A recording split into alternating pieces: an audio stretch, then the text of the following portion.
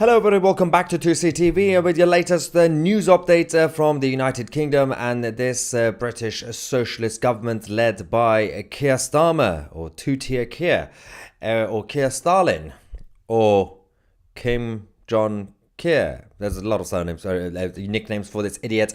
As you guys know, the local elections in 2025 in England, some of them are going to be cancelled. We now have a new update on the constitutional changes to the electoral system without getting the public consent or going through a referendum. And of course, they are going to be fixing the elections and rigging the system for all future elections. And we're going to give you guys all the update. And of course, if you're watching this, we'll get your reaction as usual. Of course, it's Christmas. Getting there. So we're going to give you also half price discount for 2CTV Plus. Help us with our new media revolution and join the movement by going on 2c.tv and using the promo code Christmas50 to get 50% off annual memberships, new annual memberships. Do it now, it's limited offer. And of course, we will see you on the other side. Get all access to all the premium shows and documentaries. Now, Keir Starmer has a very interesting method of governing. Is to basically ignore the fact that he was supposed to be getting the public consent. Only 20% of the country voted for him proactively, and he doesn't really have a public mandate. He has a parliamentary mandate, which is a very, very different concept. And now we're reaching a new level. As you guys know, local elections, some of them are being cancelled in England. And when we reported the first time, a lot of people said, wow, it's just fake news, ignore this person. Nobody in the civil service is confirming this. Then they confirmed it. And we now actually have some councils requesting the elections to be cancelled. It's in their interest. It's not in the interest of the local residents because they will still be paying taxes. But even the Daily Express referred to Keir Starmer as a dictator, saying last week Keir Starmer was branded a dictator for moving to postpone a number of crucial electoral tests next year. The outrage, especially from Reform UK, was swift and brutal, with the Prime Minister being accused of acting like a third world dictator and governing like a despot. This has now escalated because they've now announced that they are going to be fixing all future elections by giving voting rights to children and foreigners. Actual foreigners, not people who are like brown. Foreign citizens. Foreign nationals will be able to vote in the general election going forward. And also kids. Kids will be able because they can self-identify as adults. Now, they mentioned before the election that they will be getting public consultation. That's usually the case. And there is a convention in the United Kingdom that if you want to make radical changes to the constitution or the electoral system, you go and do a referendum. And there are a number of senior Labour figures who came out and said, yes, of course, we're going to do public consultation. We're going to put it in the manifesto, but we're going to obviously make sure the public are on board. That's not the case. Not only they're going to ignore the public will, but they're also bringing it forward. They are fast tracking this policy, which means by 2025, they're going to be giving voting rights to 16-year-olds and 17-year-olds and also foreign nationals. This is going to be changing a lot of things. What they're hoping is that a lot of young people, because of the education system and the schools who've been infiltrated by all the far-left Marxists, ideologues, they are brainwashing a lot of kids. Now, some kids grow out of it. Some kids grow out and become conservative-minded or patriots. A lot of kids, while they are still young, by default, they are left-leaning. And that's always been the case. So by giving voting rights to these children under 18, and of course, and let's not forget about the foreign nationals. Foreign nationals should not be able to vote in the parliamentary elections. That's not really a norm in any country, really. No normal country. But Lucy Powell, the leader of the House, is in charge of this now. Constitutional changes are happening. They're not going to do a referendum. They're not going to do public consultation. And in fact, they are fast-tracking this to be able to get it done as soon as possible in 2025. Even though they said, this is not a priority. We're going to sort out the economy and migration, the border crisis, which, by the way, they're not doing anything about those things. But they said we're going to prioritize those things. And we will eventually come to the public and talk about the constitutional changes. Nope. All that is out of the window. Now, Lucy Powell said, We want to make sure that our electoral system has got that integrity and is robust from many of the new issues that we face, undermining our democracy and our elections. We are committed to bringing forward some changes to the way in which elections are run in this country. There will be an elections bill, probably in the next parliamentary session, but obviously we've not made those decisions yet in terms of the actual details of the bill, by the way, because we are committed to things like voter 16. They are committed. So they're just going to create a new bill in the House of Commons, create an act of parliament. They have a parliamentary majority. They're going to pass it through easily. All elections in the future will be now rigged. The fixed, essentially we could say fixed. And you're not going to be able to easily reverse it. Although there is one good thing about this, because it's done by parliamentary legislation. Next government can actually come and scrap it. But are we going to have a government next time that is not Labour that will be radical enough to do this? Hypothetically, if somehow the Conservative Party somehow manages to return, I know it's difficult to even think that. Like, forget about Reform UK for a sec. Let's just say the next government will be the Tories somehow.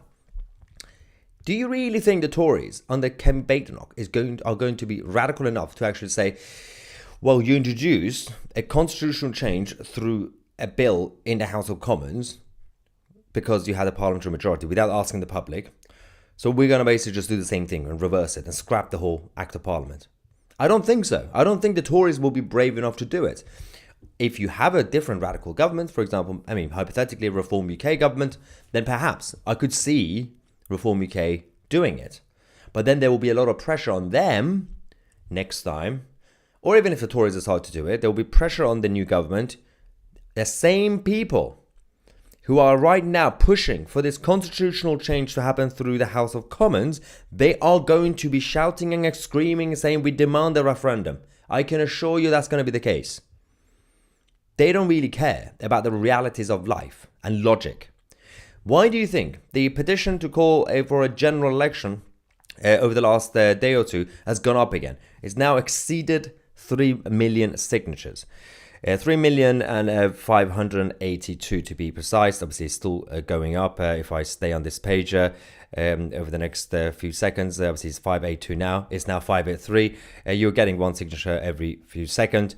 And again, you can just go on the call a general election petition on Google, and you can find the link there as well. And make sure, obviously, if you live in the United Kingdom and if you are sick and tired of this government, definitely go and sign that petition.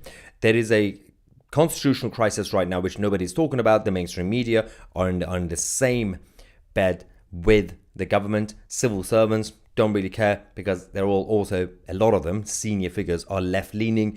And I love how there is not enough outrage, apart from, for example, newspapers, including Daily Express, for exposing this change, radical change.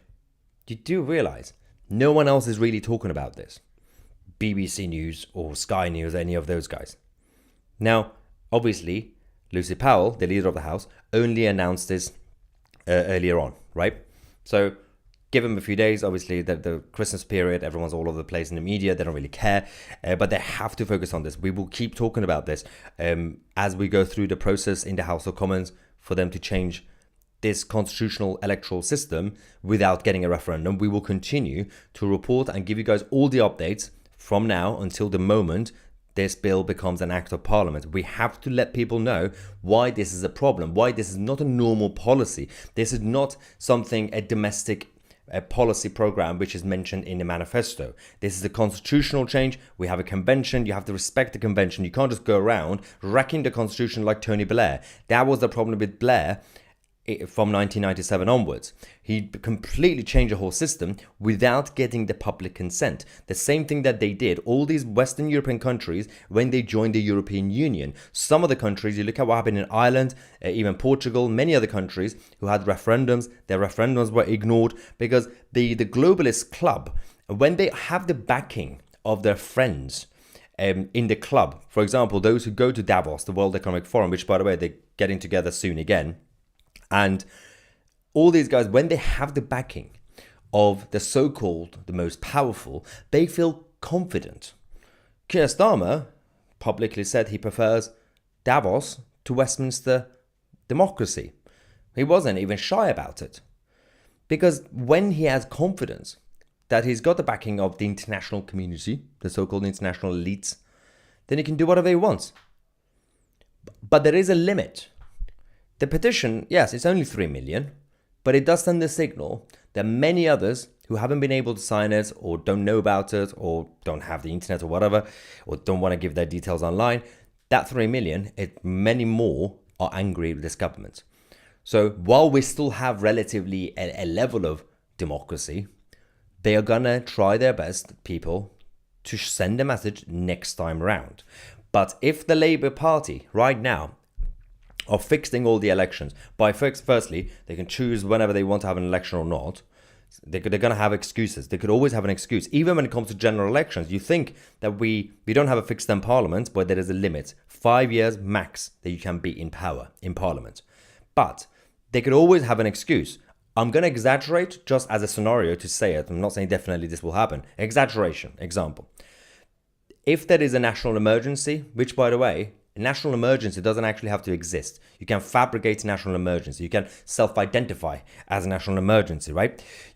And then you can postpone elections. You could delay and delay and delay. Do you remember when they called the lockdown? The London mayoral election with Sadiq Khan was postponed. He had an extra year in office without any mandate. And he's still going to have extra year in office because they didn't reduce it. This is the problem.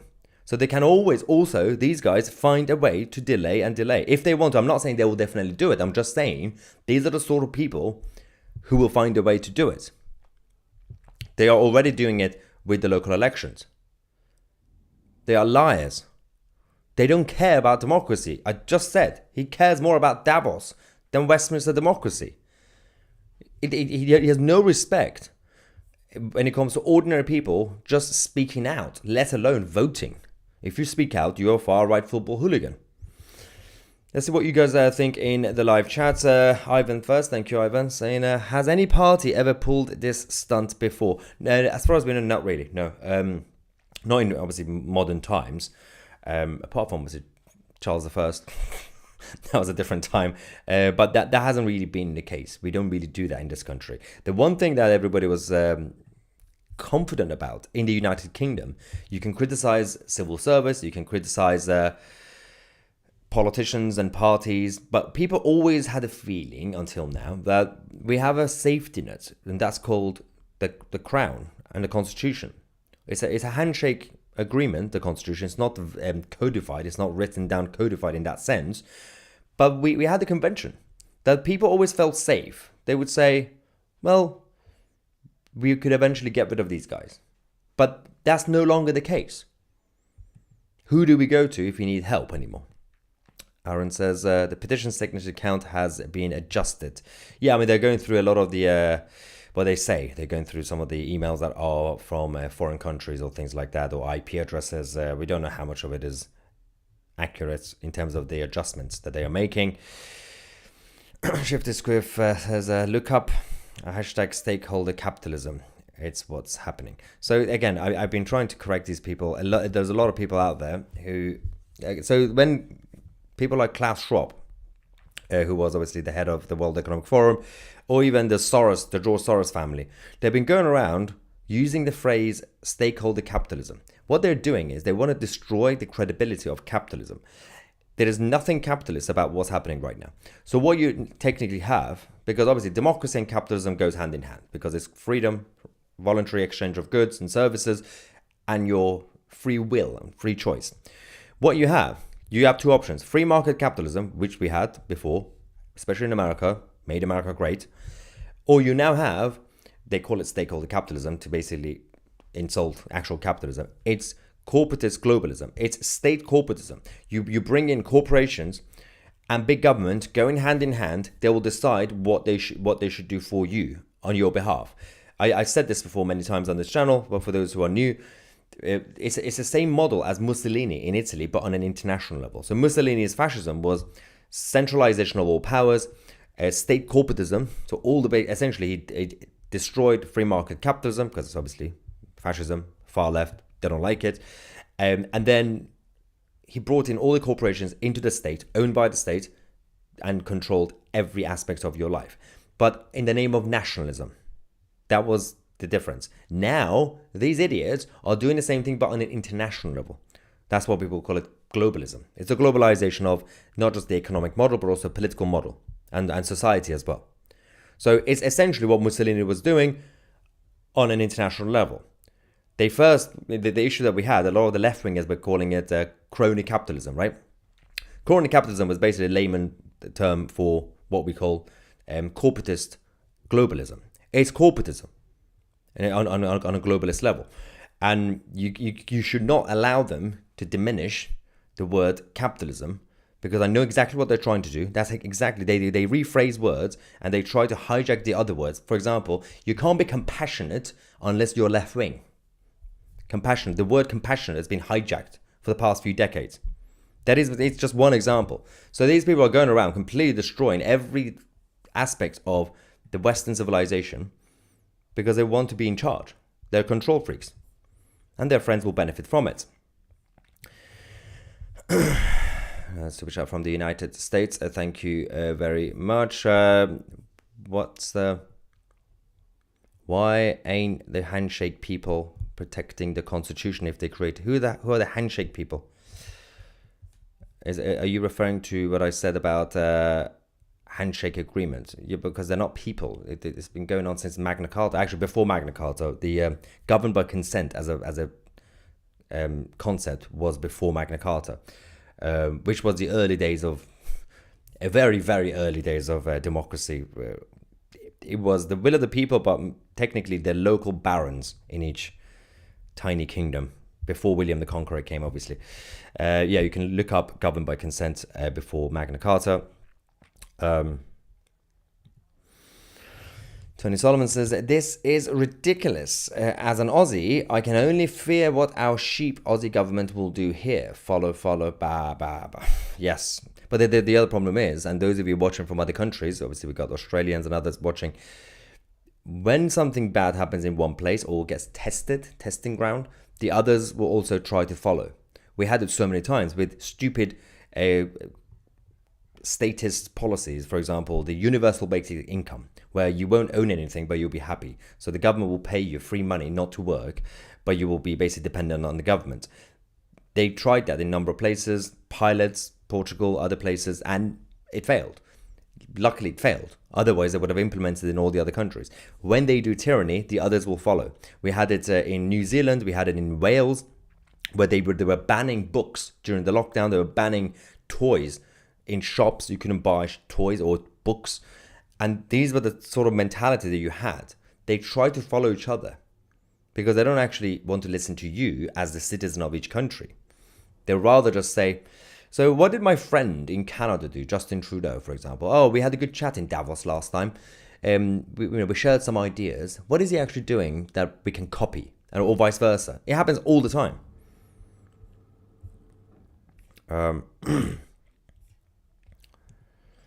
Gary Miller says our Western values are constantly under attack. It's, again, absolutely spot on, Gary. But at this point, it's the soul of the West.